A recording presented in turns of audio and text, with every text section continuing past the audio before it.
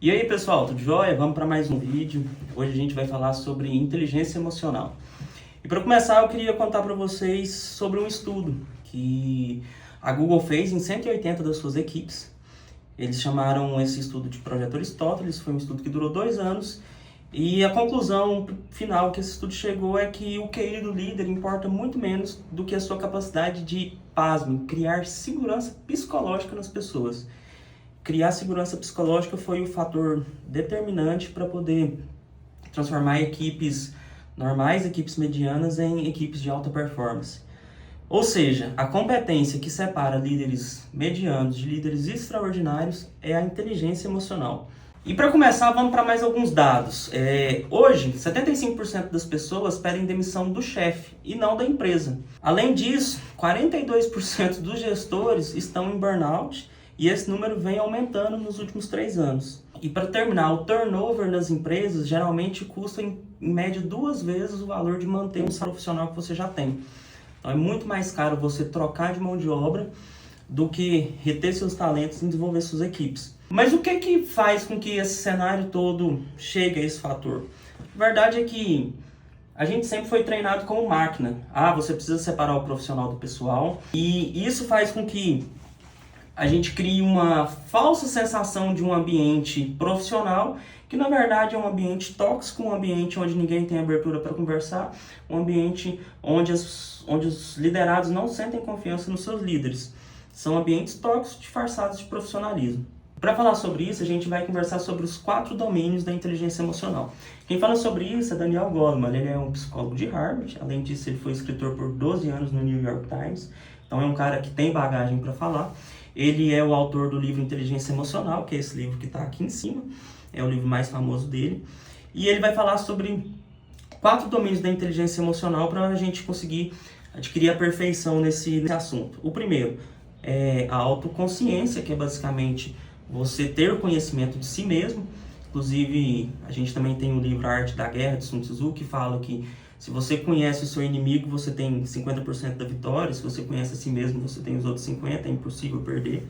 De forma bem tosca e resumida, né? Falando, seria essa a ideia do livro. Então, o primeiro passo ali para Goleman seria a autoconsciência. O segundo, a autogestão, que é: eu não consigo evitar de ter emoções porque ela é uma reação biológica, química do seu corpo. Você não vai deixar de ter emoções, mas você consegue regular como você vai reagir a cada uma dessas emoções.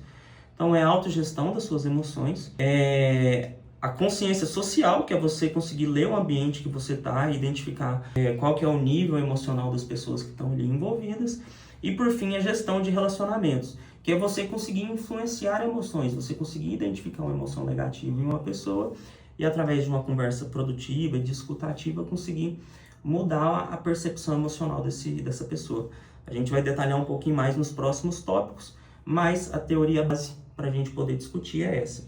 Uma outra coisa bastante interessante é o modelo Huller, de Yale. Mark Brackett criou um método que foi usado em mais de 2.000 escolas e empresas, e ele divide esse método em 5 etapas, é o que nomeia o método, como Huller, né? Cada uma dessas letras vai significar uma palavra no inglês. E para começar, a gente tem o R de reconhecer, que significa o que eu estou sentindo agora. Então, reconhecer seria o primeiro passo. O vem de understanding, que é entender em inglês. Então, o segundo passo é entender por que eu estou sentindo aquilo. O L vem de label, que significa rotular. É você dar especificidade para aquilo que você está sentindo. Quanto mais claro você for, mais fácil será de corrigir. Então, evite rotular as coisas como eu sinto raiva disso e tente entender o motivo mais profundo. Isso me frustra, isso me decepciona, isso me chateia por conta disso. Continuando, a gente vem para a letra E, que vem de expressing, né? Expressar de forma apropriada e produtiva esses sentimentos. E por fim, a letra R para terminar, que é regular. Escolher qual a versão você vai querer trazer para aquela situação. Um terceiro ponto que eu quero citar aqui é a ressonância emocional.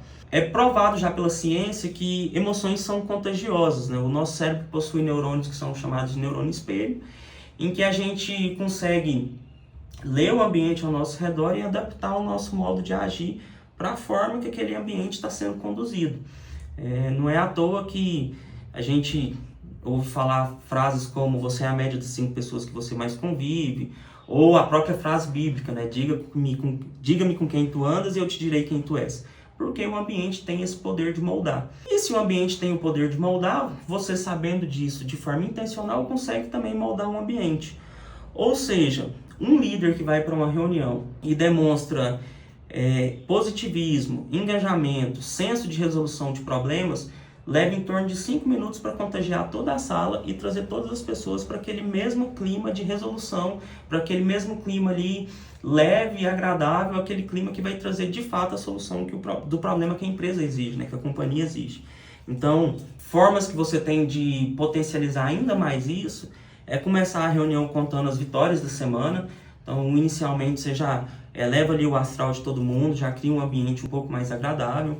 Use o humor apropriado, não é ficar fazendo piadinha sem graça, aquela piadinha, enfim. Você é líder, você tem que ter conhecimento também do que você está falando e você precisa moldar o que você vai falar. Então não é ficar fazendo piada fora do tom, mas dar um clima de humor, um clima tranquilo, um clima agradável para que todos possam falar ali. E mostre entusiasmo real por aquela conversa, por aquele assunto. Se você demonstra energia, toda a sua equipe compra essa ideia e segue junto com você.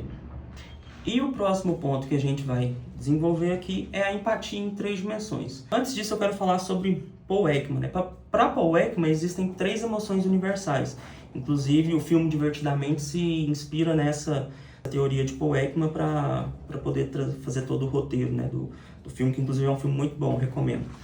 Mas para ele a gente basicamente sente, deixa eu pegar aqui para eu não pular nenhuma, alegria, tristeza, medo, raiva, surpresa, nojo e desprezo. E se a gente consegue reconhecer essas emoções, a gente consegue se conectar muito melhor com as pessoas ao nosso redor. Então, o primeiro ponto, reconhecer essas emoções para criar um nível de conexão um pouco mais profundo com as pessoas.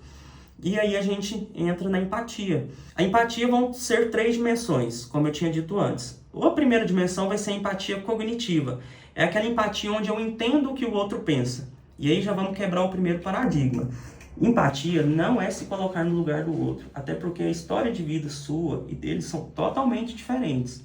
Empatia tem muito mais a ver a entender o que o outro sente, pensando pelo ponto de vista dele, e melhor do que pensar é perguntar, porque você nunca vai conseguir chegar na conclusão só por conta própria. Então, o primeiro ponto, empatia cognitiva, é entender o que o outro pensa. Se eu fosse ele, como eu estaria vendo essa situação? O segundo nível é a empatia emocional, que é, se eu fosse ele, ou perguntando para ele, o que a pessoa está sentindo naquele momento, como ela se sente sobre aquilo. E aí, se a gente for pensar lá no L do método Huller, deixa eu rotular isso de forma específica. Me fala aí sobre esse sentimento de forma mais técnica, mais específica. É desprezo? É frustração? É inveja? É rancor? É mágoa? É traição? Enfim, faz esse nível de conexão um pouco mais profunda. E por fim, a empatia compassiva, que é o que eu posso fazer para ajudar nessa situação, o que eu posso fazer para aliviar esse sentimento. É o nível da empatia que você transcende, em que você, com a sua energia, consegue entrar ali e ajudar o outro, ajudar ele a sair daquela espiral de emoções negativas e ruins que estão drenando a energia dele. E por fim, uma regra prática que funciona bacana para falar sobre empatia é lembrar que a gente tem 2 orelhas e uma boca, então tente sempre ouvir pelo menos o dobro do que você fala. É muito mais importante ouvir, pensar, chegar a uma conclusão, usar a regra dos 6 segundos para maturar essa ideia ali e ter respostas mais assertivas, falar coisas que realmente vão trazer clareza, vão trazer objetividade, vão trazer desenvolvimento para as pessoas ao seu redor. E agora eu quero falar um pouquinho sobre o caso do Satya Nadella, da Microsoft. Eu abordei ele de forma bem breve em um outro vídeo de liderança frente às mudanças organizacionais. Se você ainda não assistiu, procura, ele vai estar passando num card aqui. Mas basicamente, em 2014, a Microsoft estava bem estagnada, estava passando por problemas de crescimento, tinha uma cultura interna tóxica em que o foco estava na competitividade, e isso estava fazendo com que as equipes se auto-sabotassem sem perceber. E foi aí que Satya Nadella mudou tudo. Ele era já um funcionário da Microsoft há 20 anos, então ele tinha todo o conhecimento técnico do que a empresa fazia. Mas um caso curioso, ele teve um filho com paralisia cerebral e ele aprendeu dentro de casa o poder que a empatia e o cuidado dos outros têm no desenvolvimento das pessoas. Então ele pegou esse aprendizado que ele teve de uma vivência real, uma história comovente, muito bonita, inclusive, e trouxe para a empresa. E ele mudou todo o ambiente corporativo da Microsoft. Ele passou de uma cultura que a Microsoft tinha do Know It All, que era eu sei de tudo, para o Learn It All, vamos aprender tudo. Ele tirou a pressão ali, tirou a insegurança das pessoas de errarem, olhou os erros como dados para melhoria e não como falhas que deveriam ser punidas e julgadas. E trouxe segurança psicológica para todas as pessoas ali do time. E além disso tudo, ele ainda fez uma inclusão radical, criou alguns programas de contratação para pessoas com autismo ou outros tipos de deficiências também. E isso fez com que a empresa tivesse um salto absurdo. De 2014, a Microsoft, que tinha um valor de mercado de 300 bilhões de dólares, 2025 agora está marcando 2,5 trilhões de dólares. É mais de 8 vezes de crescimento de valor de mercado. E além disso, o NPS dos empregados subiu 47% nos últimos 5 anos. O que demonstra o nível de satisfação que as pessoas encontram hoje no seu ambiente de trabalho. E para a gente poder terminar o nosso videozinho aqui, vamos para a nossa parte prática, que é 4 passos para você poder colocar aí já a partir de hoje. Lembrando que são passos simples, eu gosto sempre de trabalhar com passos simples, mas eu preciso que você repita sempre, porque a repetição vai fazer com que isso se torne um hábito, e um hábito vai fazer com que isso se torne um padrão, você vai repetir isso de forma inconsciente, e aí de fato você vai ter internalizado todos os conhecimentos. Primeiro ponto, autoconsciência. Separa aí uma agendinha, um caderno, eu vou querer que você 3 vezes por dia, café da manhã, almoço, jantar, anota o que eu estou sentindo. Só fazer isso. Você vai ter um nível de conhecimento muito maior de si e você vai começar a se policiado nas reuniões e nos momentos de alinhamento para não reagir de acordo com a forma que você está sentindo. Porque, opa, eu já sei que eu estou com um problema pessoal, eu já sei que eu estou ansioso, então na reunião deixa eu ir com mais cautela, deixa eu ir com mais calma para não estourar. Segundo ponto, autogestão. Vamos sempre contar até 6 antes de reagir. 6 segundos é o nível que o seu cérebro precisa para o seu córtex pré-frontal mandar uma mensagem lá para a sua amígdala e falar que está tudo bem, que você não precisa surtar com aquela emoção que você está sentindo. Segurou 6 segundos, quero ir além disso. Respiração 478. Você fez isso de 3 a 4 vezes, você resetou qualquer emoção que você estivesse sentindo, você basicamente limpou o seu cérebro de qualquer sentimento que possa te tirar do seu centro de raciocínio. Passo 3, consciência social. Começa a perguntar para as pessoas o que elas estão sentindo, como elas estão se sentindo, como elas estão, se elas estão com algum problema pessoal. Comece a observar não só o que elas falam, mas principalmente o tom e a linguagem corporal. Tem estudos que revelam que 80% da comunicação está nos elementos não verbais. Então, passe a prestar atenção na postura, no comportamento das pessoas ao seu redor. E passo 4, gestão de relacionamentos. Além de escutar o que a pessoa está sentindo, dê um feedback ali de forma positiva, de modo que faça ela enxergar aquilo que ela está passando, ressignificar de forma produtiva, de forma que vai fazer sentido para ela e que vai substituir essa energia ruim e negativa por uma energia produtiva, positiva, uma energia de crescimento.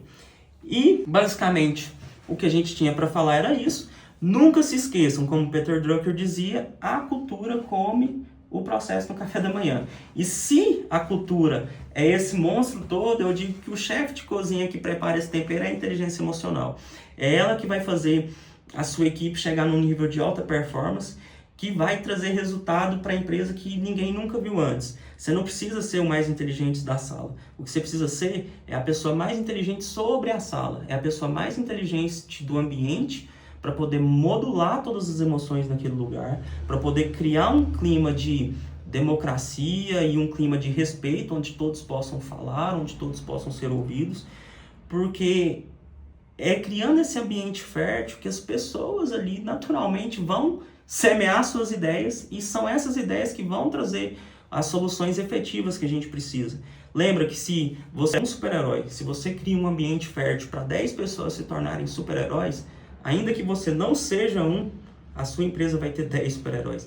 Então, lembre-se sempre de trabalhar pelo outro, olhar o outro. A gente enxerga o mundo, a gente não se enxerga. Então, se a gente já foi feito nessa perspectiva de enxergar mais o outro do que a gente, por que a gente se isola tanto na nossa bolha e deixa de escutar o coleguinha que está do lado?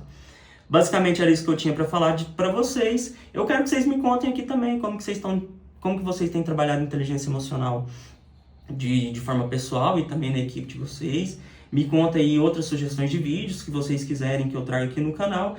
E não se esqueçam de curtir, compartilhar, se inscrever, apertar no sininho, enfim, toda a parafernália que tem aqui no YouTube. Muito obrigado e até a próxima.